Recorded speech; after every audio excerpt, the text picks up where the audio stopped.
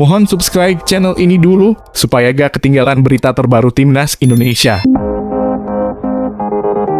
Luar biasa hasil uji coba Timnas Indonesia U17 versus Korea Selatan. Indonesia mencoba menekan sejak menit awal. Namun kerja sama lini depan masih tergesa-gesa sehingga tak ada peluang berbahaya yang terjadi. Timnas Indonesia U17 nyaris cetak gol di menit ke-16 lewat tembakan voli Aulia Rahman memanfaatkan umpan lambung dari tengah lapangan pada menit ke-16.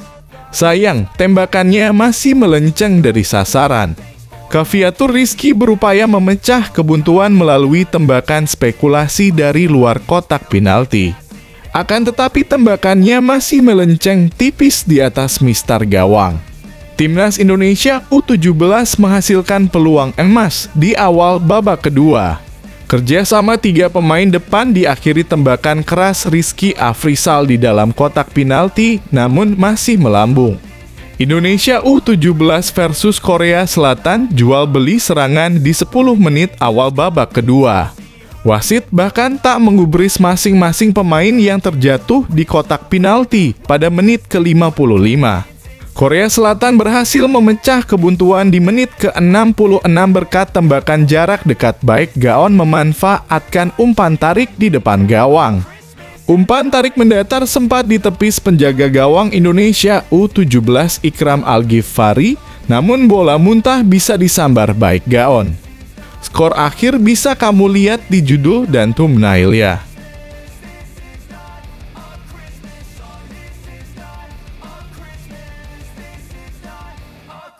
AFF bisa langsung bangkrut dan rugi ratusan miliar jika Timnas Indonesia tinggalkan AFF.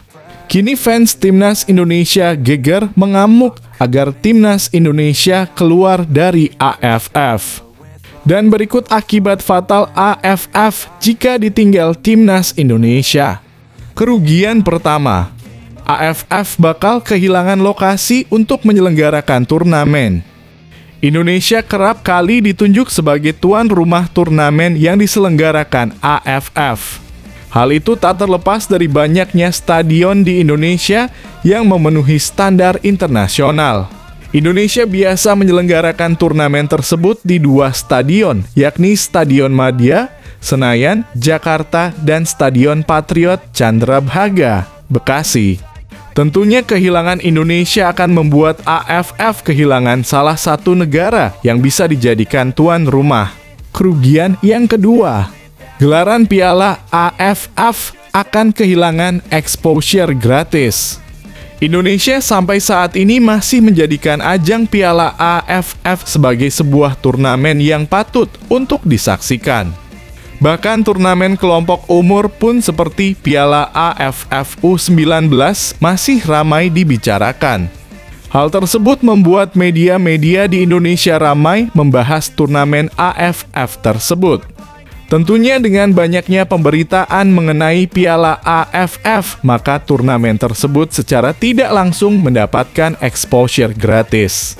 Kerugian yang ketiga, kehilangan pendapatan yang bisa diperkirakan nyaris ratusan miliar.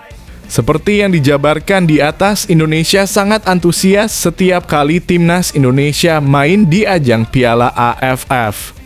Stadion kerap dipenuhi para fans sepak bola tanah air, baik itu ketika bermain di Indonesia maupun di negara tetangga di kawasan Asia Tenggara.